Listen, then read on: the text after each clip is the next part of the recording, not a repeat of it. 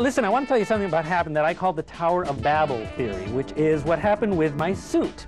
I went to a place where you can get really great suits. It is run by Greek Americans. The tailor is Italian and speaks very little Greek and almost no English. You'll notice there are no, he probably speaks Italian, there are no cuffs on my pants even though I requested them.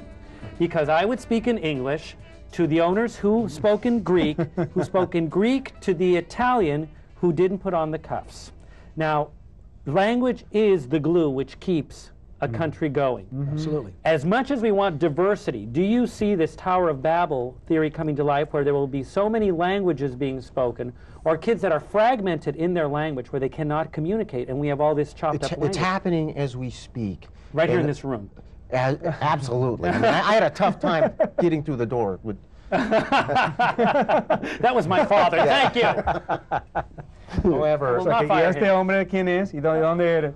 No, I think I had an opportunity to tour many schools when I ran for Congress, which I did, and the proficiency levels of the kids in bilingual education was atrocious. They were not proficient in English. They were not proficient in Spanish. Send your letters to David Nunez, ladies and gentlemen. So it was atrocious, as you perceived it. It was just. And what are you going to do about it? Right. How are you going to reach those kids? Well, we must. Well, also have antiquated gifts. I mean, when you talk about inner city, my brother taught at Manual Arts in South Central for 10 years before he went to Scher.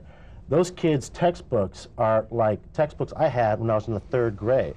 I mean, the textbook, and this is a predominantly Latino high school now. They're in the 9th grade at this point? Yeah, they're in the 9th at this point. Books. Right. I mean, maybe quite not that exaggerated. That's an exaggeration. Yeah. But it's horrific. I mean, the textbooks that they're getting, part of the reason why they're not proficient in Spanish or English is because they don't have access to quality materials. I mean, that's really the bottom line. It's really, English or Spanish is a non-issue. It's that the kids in the inner city schools don't get what the kids in the suburbs get. I think we're putting way too much onto a system or an administration or government. I think that it begins at home. Education starts. The reason I speak Spanish equally as well as I speak Spanish is because my parents your parents drove it into us, no matter how much they made fun of us in school. And even going back to Mexico, I mean, there was sort of like this retro bias against us because all of a sudden they were calling us gringos because our Spanish was terrible. Come back here and it's like, that'll never happen again. I speak Spanish fluently. I go to Mexico. They think that I've been living in Colombia. It's not that simple. In today's society, you don't always have 2 parents. You don't even have 1 parent. A lot of times in the inner city, you have what's a legal guardian or you have a grandparent that's watching you. So to suggest that they can learn all of this at home, unfortunately, isn't a reality. Because a lot of them don't have homes with that kind of a structure. So they do have to be enlightened at school. Even with one school has a stronger responsibility now than it ever has. It really does. Because kids don't have access to daycare. I think the language of the land should be English as it is. But I still disagree when you go out and say that you have no reason why you should speak Spanish. No, this is as a child I said. I'm not saying that now. I'm saying when I was 5, 6 years old, that's what was told to me. That was telegraphed to me. But it was told to me too in a different manner. But it did still stop me from doing what I had to do to continue to remember my culture. I mean, didn't it ever occur to you that you probably want to go to Mexico to visit some family because your father said, you should visit your uncles, you should visit some family? All my uncles were here. Everybody's here. My family's been in Los Angeles for almost 100 years. So you never had a desire. I go to Mexico and go, hey, anyone? Anybody look like this? They were part of the land barons that were here that the Spaniards gave grants to. You was at California. They go, where were you born? I said, I was born in East L.A. They go, you ever go back there? And I said, on Soto Street, Lincoln Hospital. And I said, no. I go, I don't really go back there. And they go, well, you really should. You shouldn't forget where you came from. I said, you understand? I go, I was born there. When I was 2 years old, I was out of East LA. I can't go back as a 16-year-old walking around going, hey, everybody, I'm Mexican-American too. Let's all be friends. It doesn't work. No, they say, yes, hey, we're going to get the dopey guy after school, man. It's a cry for help. It's a cry for help. Hey, everybody, let's be friends. But as a child, you kind of just want to get along with the kids that are in your environment. I did too. Yeah, but by the same token, so I'm saying I didn't always yearn for the same things you did because you were a product of a different environment also. Sure. I mean, I must admit. What do you guys think of the advertising? I can't believe remember the Ford billboard? How about when they came out with Ford C? I went, okay, that's a little bit too much. If you're living in the United States and you don't get Ford Yes. Poor advertisement. They'd have done something a little bit more. No, but to the point a little earlier, however, that, you know, how it would have been if you went back to East LA at 16, having been born there.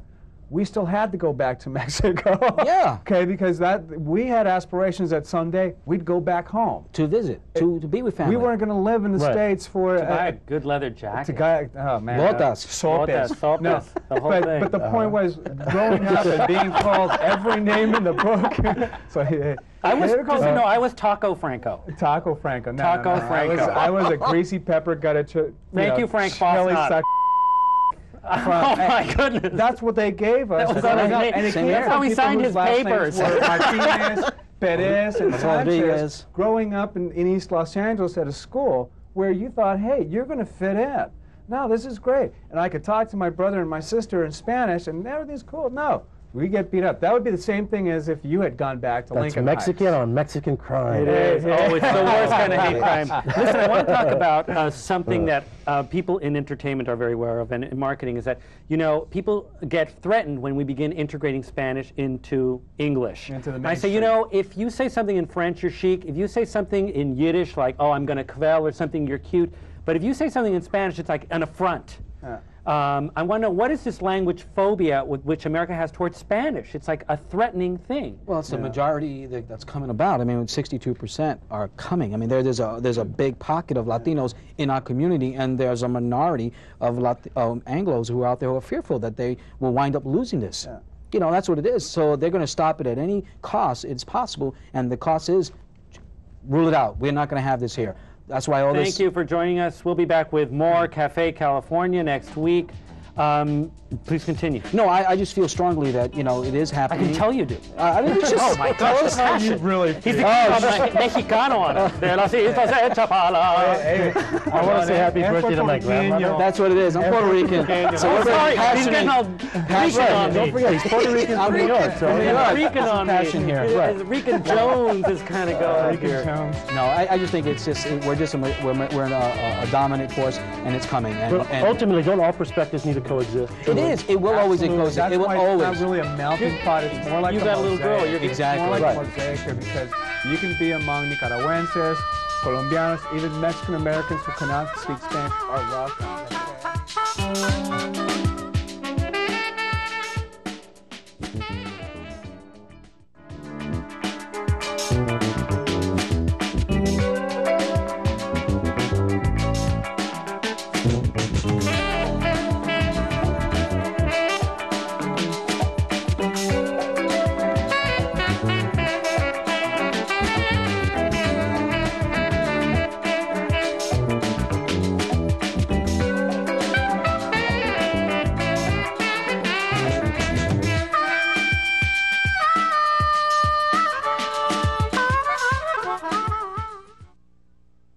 For over 30 years, Telecu has built its reputation in the community on a foundation of service, empowerment, advancement, and the creation of self-sufficiency, achieving multifaceted growth through innovation and collaboration.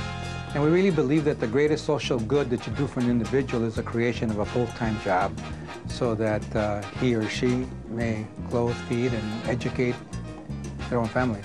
Telecu, a pioneering institution for the ages.